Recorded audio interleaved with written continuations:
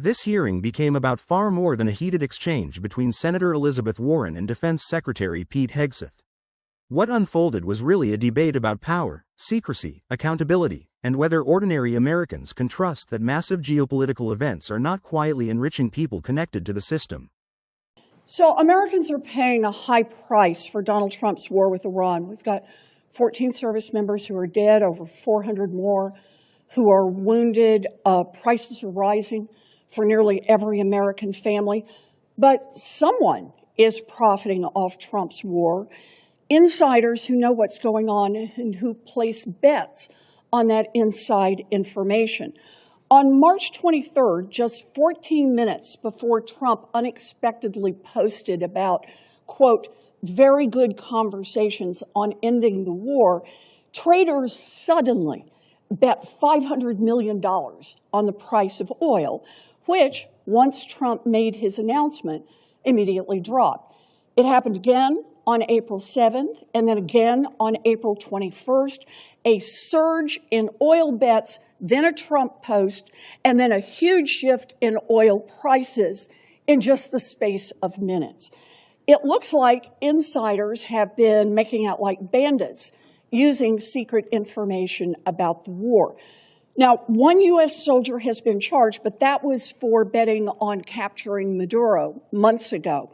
Not a single person has been charged in the many trades over the Middle East war. So, Secretary Hegseth, do you have any explanation for these perfectly timed spikes in trading activity other than insider trading?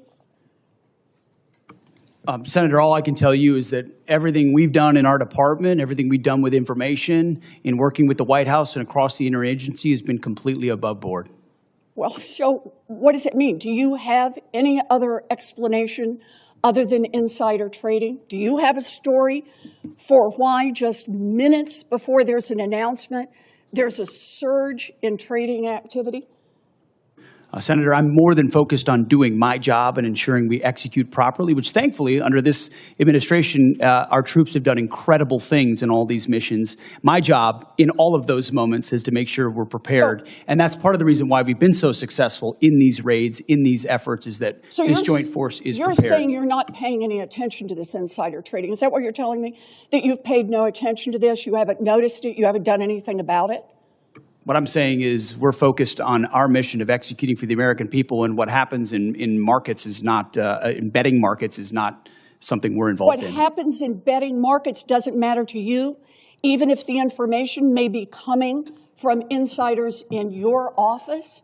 Senator, it's not something we're involved in at all. And of course, we take operational security at every level very seriously. In fact, no one's taken operational security more seriously than us. If you look at what it required to keep secret Midnight Hammer and Operation Maduro, the absolute resolve with Maduro, and the steps we've taken, So no one's been tighter about ensuring that operational security is steps ensured. To deal with insider trading out of your office? I mean, we would ensure at every level that inside information is I take that as a no. properly safeguarded. All right. Well, obviously you're not. I'm also concerned about recent reporting on your own financial dealings with regard to profiting from the war in Iran. The Financial Times reported that your broker tried to buy hundreds of shares in a BlackRock fund invested in defense companies just before the war began.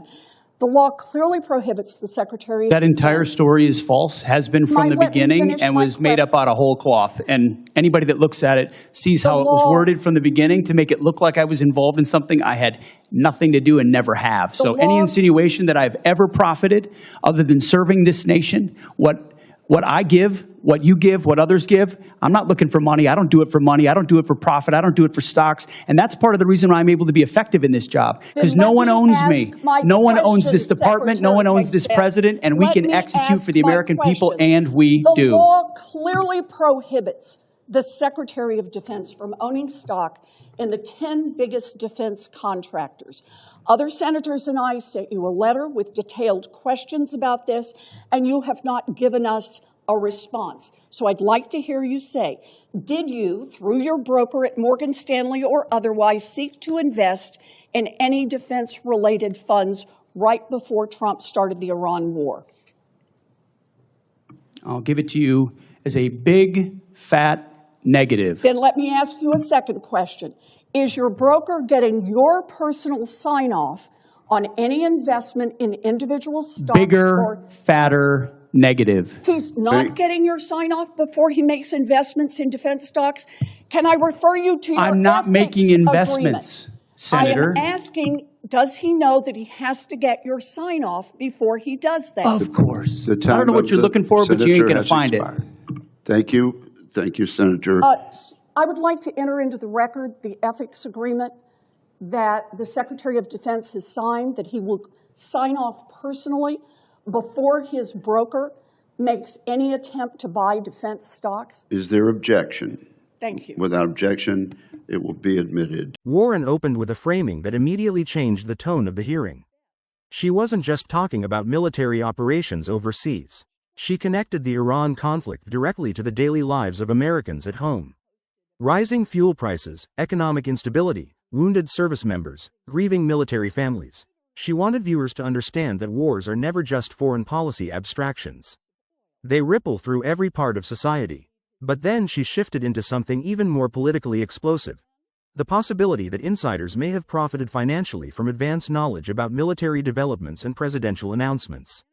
That matters because oil markets are extraordinarily sensitive to instability in the Middle East. Even a single presidential post, statement, military strike, or rumor of de-escalation can move global oil prices within minutes. Traders who know ahead of time that a major announcement is coming can potentially make enormous sums of money before the public even realizes what is happening.